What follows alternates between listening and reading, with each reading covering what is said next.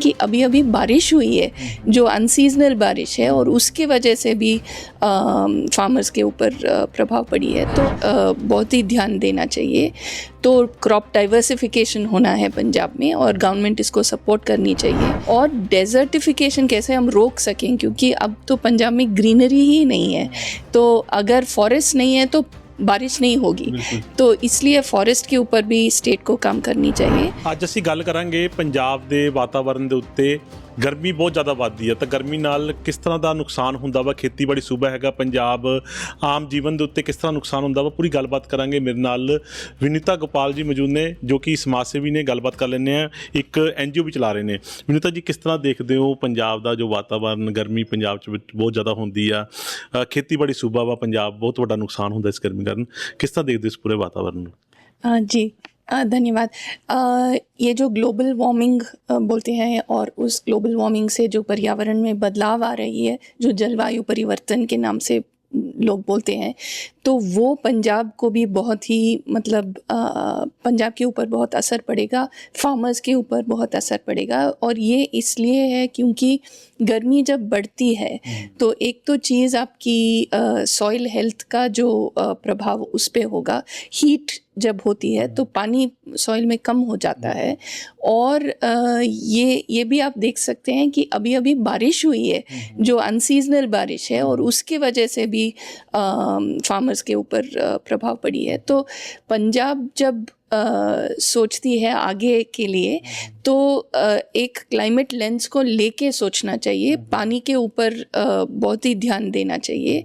तो crop diversification होना है पंजाब में और गवर्नमेंट इसको सपोर्ट करनी चाहिए। सॉइल हेल्थ के ऊपर सोचना चाहिए, पानी को कैसे हम रीजेनरेट करें, पानी को सेव कैसे करें, और डेजर्टिफिकेशन कैसे हम रोक सकें, क्योंकि अब तो पंजाब में ग्रीनरी ही नहीं है, तो अगर फॉरेस्ट नहीं है तो बारिश नहीं होगी। तो इसलिए फॉरेस्ट के ऊपर भी स्टेट को काम करनी चाहिए। और जो हीट को लेके हैं, ये लोगों के ऊपर, उनके स्वास्थ्य के ऊपर भी प्रभाव पड़ सकती है। और इसलिए बहुत सारी जानकारी लोगों के पास होनी है कि अगर टेम्परेचर बढ़ती है तो उनको क्या करना चाहिए, कब वो बाहर जाके काम कर सकते हैं। क्योंकि जब टेम्परेचर बढ़ती जाती है तब हमको बाहर एग्जर्शन के दौर से काम करेंगे तो वो और भी हानिकारी हो सकती है। इस पे आप सर्च भी करते हो, आप सेमिनार भी लगाते होगे, तो क्या सर्च में निकलता है, सेमिनार में क्या बातें करते हो आप इसके ऊपर, पूरे टॉपिक क्या होता है इसमें? जी, तो ये तो ऐसी चीज़ है कि सब लोग मिलके ही एक सुझाव ढूंढ सकते हैं। ये कोई एक चीज़ का सुझाव नहीं है कि स्टबल बर्निंग को रोके तो सारा प्रॉब्लम खत्म हो जाएगा, ये ऐसी प्रॉब्लम नहीं है। ये हमको एक होलिस्टिक रूप से देखना है और इसकी सुझाव ढूंढनी है।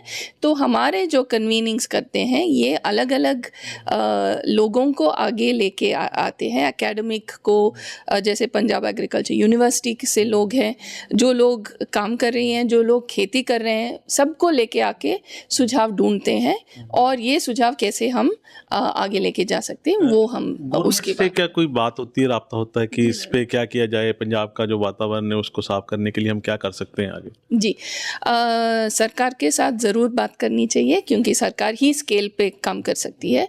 तो जैसे ही सुझाव आती है लोगों के साथ तो उसको हम सरकार तक लेके जाते हैं और सरकार के साथ भी बात करके कैसे हम, जैसे पराली के ऊपर जो काम हो रही है वो सरकार के साथ ही हो रही है कि हम पराली की बर्निंग कैसे हम कम करें, और एयर क्वालिटी के ऊपर डेटा कैसे ज़्यादा लेके आएँ, मशीनरी कैसी फार्मर्स के पास पहुँचें, ये सब हम मैं सिर्फ, हमारे काम ये है कि सिर्फ एक संस्था की बात अभी काफ़ी नहीं है, लोगों को जुड़ के काम करना चाहिए, सरकार को भी और कंपनियों को भी और फार्मर्स को भी। तो सारे लोग एक साथ जुड़ के अब ये सुझाव ढूंढ के वो सुझाव आगे बढ़ना चाहिए। आगे आने वाला समय पंजाब को आप कैसे देखते हो? जैसे गांव ख़त्म होते जा रहे हैं, खेती बाड़ी ख़त्म होती जा रही है, इंडस्ट्री आ रही है, आबादी बढ़ रही है, तो उसको कैसे देखते हैं आप? पंजाब में जो मैं देखती हूँ एक बहुत ही जो होपफुल चीज़ है कि लोग कितना उनके संस्कार और उनकी प्राइड, पंजाब को लेके इतना प्राइड है, तो लोग अगर जुड़ते हैं और जैसे पंजाब की एक गिविंग का एक मेंटालिटी भी है कि कैसे कम्युनिटी को सपोर्ट करें, सिर्फ उनकी बात ही नहीं सोचते हैं, कम्युनिटी की बात सोचते हैं, तो वो मुझे लगता है कि पंजाब को आगे ले चलेगा। और सॉल्यूशंस तो है, ऐसे नहीं है कि सॉल्यूशंस नहीं है, तो इस सॉल्यूशंस को हम कैसे कम्युनिटी की दौर देख के we have to believe that a better future is possible and we have to come together for that better future. And I feel that Punjab has the strength of that culture in its religion and in its cultural heritage. So I'm sure it can be made possible. जैसे आपने बताया कि पंजाब जैसे खेती बड़ी सूबा है जहाँ पर खेती हरियाली ख़त्म होती जा रही है, इस पे भी क्या आप कोई सर्च कर रहे हो? इसके लिए आपने कोई टीम अपनी कोई बनाई हो कि क्या सर्च हो रही है इस पे?